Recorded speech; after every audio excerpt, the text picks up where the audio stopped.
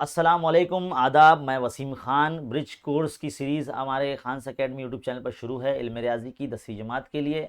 आज जो है हम 35वें दिन की जो है एक्टिविटी करने वाले हैं। पिछले 2 दिन से जो है दायरे सबक की जो एक्टिविटी शुरू हो चुकी है। पहले दायरे की बुनियादी अज्जा देखे, फिर बाद में जो है हमने दायरे के कौसैन के बारे में मालूमात हासिल की। अब जो है दायरे के वित्रों की खुसूसियात हम देखने वाले हैं। तो चलिए आइए इस वीडियो को शुरू से आखिर तक देखें बिना स्किप किए, ताकि आपको का जो बेसिक है वो पुख्ता हो जाए, ताकि आप जो है 10वीं जमात के लिए एकदम अच्छे तरीके से तैयार हो जाए। देखिए क्या है, सबसे पहले तो आपको जो है दायरे के वित्रों की खुसूसियात को समझना है, उसको किस तरह से इस्तेमाल करते हैं ये आपको जानना है। तो ध्यान से देखिए, आपने 8वीं जमात में एक मसला पढ़े थे। क्या था वो? दायरे के मरकज से वित्र पर खींचा हुआ उमूद वित्र की तनसीब करता है। देखो ये दायरे का मरकज है ओ, और दायरे का जो वित्र है ए बी, इस पर एक उमूद खींचा, देखो ओपी। ये इसकी तनसीब करता है, मतलब 2 बराबर हिस्सों में तकसीम करता है। मतलब अगर 18 है तो 9 में तकसीम कर देगा, इस तरह से। तो देखो ना, बताया जाए शक्ल में वो दायरा मरकज है, ए बी वित्र है, और ओ पी जो है उमूद है। ये देखो, ये निशानी उमूद की निशानी है ना, उमूद है वित्र ए बी पर। तो दोनों की तनसीब कर दी, यानी ए पी और पी बी जो क़तात है दोनों मुतमासिल हो गए, इस तरह से बताया गया है। इसका अगर अक्स बोलेंगे तो कैसा बोलेंगे कि दायरे का मरकज और वित्र के वस्ती नुक्ते को मिलाने वाला जो कता है वो वित्र पर उमूद होता है, यानी ओपी कता उमूद है वित्र ए बी पर। बस आपको ये याद रखना है कि अगर ये मसला है तो उसका अक्स कैसा होगा, उस कैसा होता है वो मसला और उसका अक्स, ये याद में रखना है बस, और कुछ भी नहीं। आगे है मुतमासिल वित्रों की खुसूसियात। शक्ल आपके सामने बनी है दायरा, इसके अंदर 2 वित्र आपको दिख रहे हैं, ए बी और सी डी, है ना। तो हमें क्या बोला गया है कि एक या मुतमासिल दायरे, एक दायरे में या मुतमासिल दायरों के मुतमासिल वित्र दायरे के मरकज से मसावी फासले पर होते हैं, है ना, ये हमको बोला गया है। तो शक्ल में देख सकते हैं आपके ओ दायरे का मरकज है, ए बी और सी डी जो है 2 वित्र है। तो इसमें ए बी वित्र पर ओ पी उमूद है और सी डी वित्र पर ओ क्यू उमूद है ना, आप देख सकते हैं यहाँ पे लिखा है। तो यहाँ पर जो है ओ पी और ओ क्यू जो होगा ये मसावी फासला होगा। इसी बयान का अगर अक्स हम देखेंगे तो क्या होगा कि एक दायरे में या मुतमासिल दायरों में मरकज से फासले पर वाक़, मरकज से मसावी फासले पर वाक़ जो वित्र होते हैं वो मुतमासिल होते हैं, है ना। तो ये जो बयान था इसका अक्स देखो किस तरह से हो गया कि एक दायरे में या मुतमासिल दायरों में मरकज से मसावी फासले पर जो अगर वित्र होंगे वो वित्र जो है वो मुतमासिल होंगे। जैसे कि ओ पी और ओ क्यू अगर सेम है तो वित्र ए बी और सी डी भी मुतमासिल होंगे। बस ये आपको ध्यान में रखना है कि मसला और उसका अक्स किस तरह से होता है। चलिए अभी एक नमूना मिसाल आपको दी गई है। एक दायरे का निस्फ कुत्र 20 सम आपको दिया गया है, और दायरे का एक वित्र दायरे के मरकज से जो है 12 सम के फासले पर है ना, यानी मरकज से दायरे तक वित्र तक का फासला जब 12 सम का है, तो उसके वित्र की लंबाई यानी सी डी की लंबाई जो यहाँ से यहाँ तक ये हमको मालूम करनी है। तो आप देख सकते हैं यहाँ पर ओ डी जो है दायरे का निस्फ कुत्र है, और ओ पी जो है ये वित्र पर उमूद है। तो ये उमूदी ज़िला है, यानी इर्तिफा है एक तरह से देखा है तो एक कामतुज़ा मुसलस बन रहा है, देखो यहाँ पर, है ना। तो ये ओ पी जो है उमूदी ज़िला, ये इर्तिफा बन जाएगा मुसलस का, और ये पी डी जो है ये एक उमूदी ज़िला हो जाएगा, जो ओ पी और पी डी एक दूसरे पर उमूद है, 90 दर्जा ज़ाविया बन रहा है, कामा ज़ाविया बन रहा है। तो यहाँ पर क्या होगा कि दायरे का निस्फ कुत्र है 20 और मरकज से वित्र तक का फासला दिया है 12। तो जिस कामतुज़्ज़ाविया मुसल्लस में जब 3 ज़िलों में से 2 ज़िले दिए जाएं तो तीसरा ज़िला फीसागोरस के मसले की मदद से मालूम किया जाता है।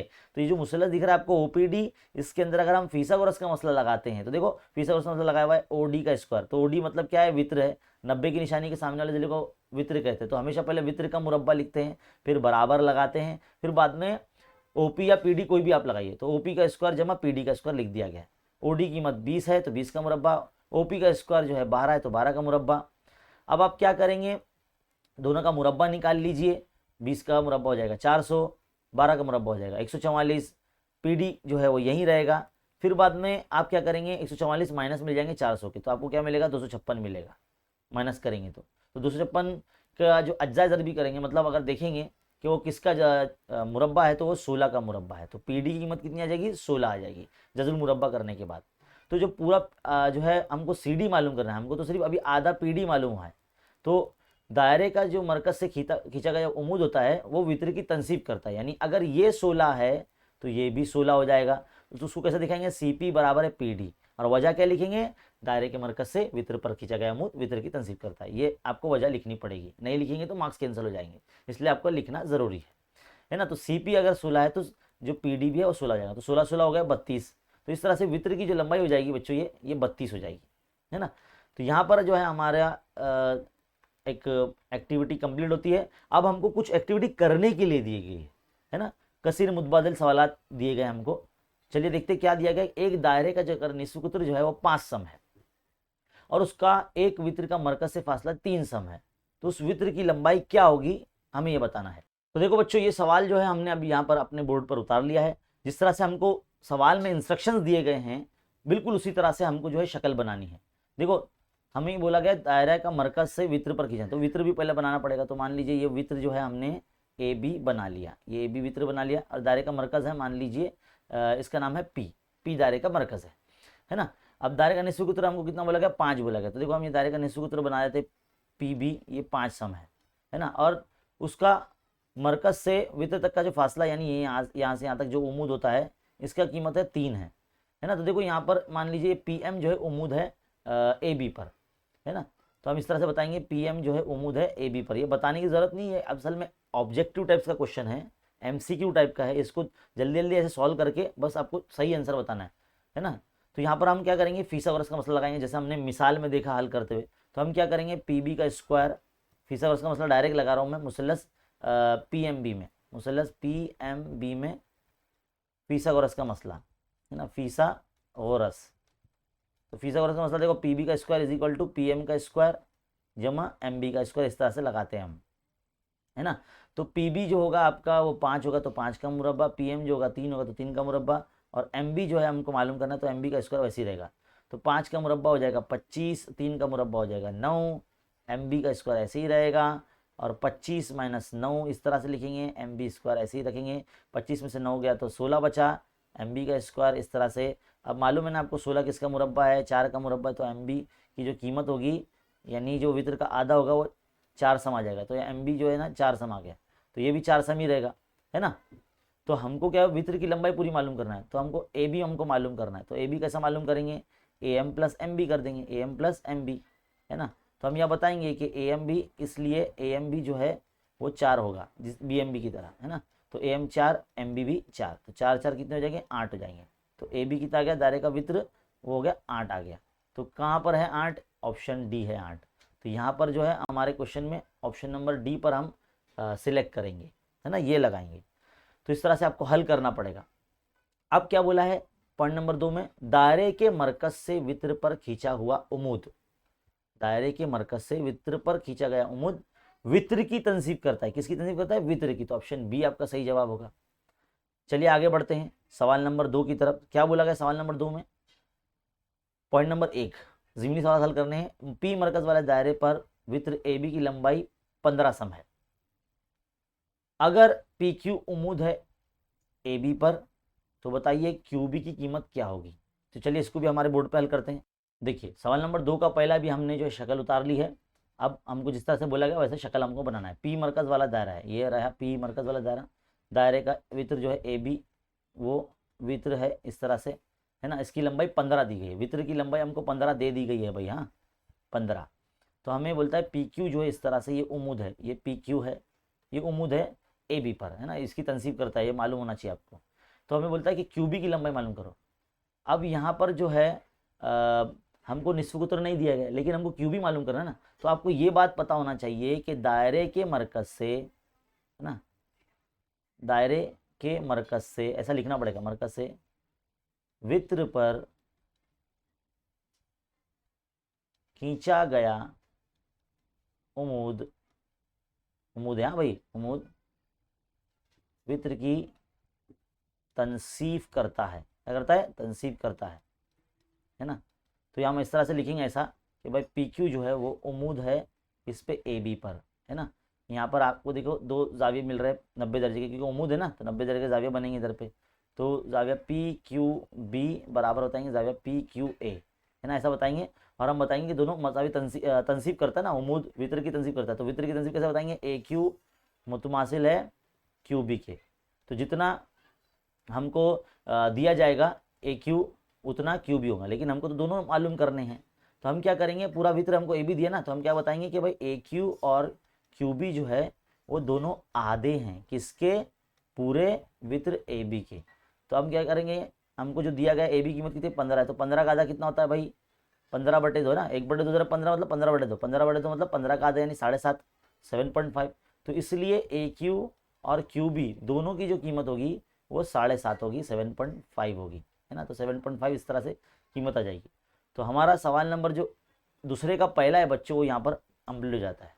अब हमको दूसरा सवाल बोला है, क्या बोला है कि एक दायरे का मरकज P है, उसका निश्चित उत्तर 10 सम है और उसका दायरे के मरकज दायरे के एक वित्र की लंबाई, मतलब वित्र की लंबाई पूरी 12 दी गई है। तो बोलता है कि दायरे का मरकज से फासला कितना है वो मालूम करना है। चलिए आइए हल करते हैं इसको भी। तो भाई आ गए सवाल नंबर 2 भी, सवाल नंबर दूसरे का दूसरा कर रहे हैं।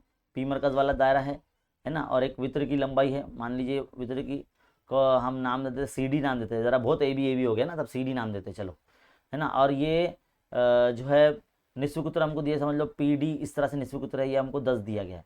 और ये जो सी डी है, दायरे का जो वित्र है सी डी, ये 12 दिया गया है 12 सम। और जो दायरे का निश्चित उत्तर है वो पी डी है, वो हमको 10 दिया गया, समझ लीजिए शक्ल के मुताबिक, है ना, 10 सम इस तरह से लिखेंगे। तो हमें क्या बोलता है कि जो इसका दायरे का मरकज से वित्र तक का जो फासला है, मतलब जो उम्मीद है, मान लीजिए पी एम है, ये हमको मालूम करना है। तो पी एम जो फासला है ये हमको मालूम करना है। तो अब हम क्या करेंगे, सबसे पहला काम आप ये बताएंगे, जब हल करेंगे तो ये बताएंगे कि पी एम जो है वो उम्मीद है किस पर, वित्र सी डी पर, ये बताएंगे। और यहाँ पर वो लाइन लिखेंगे, दायरे के मरकज से, है ना, ऐसा लिखेंगे, दायरे के मरकज से वित्र पर खींचा गया उम्मीद, वित्र पर खींचा गया उम्मीद वित्र की तनसीफ करता है ना, तनसीफ करता है, ऐसा आपको लिखना पड़ेगा।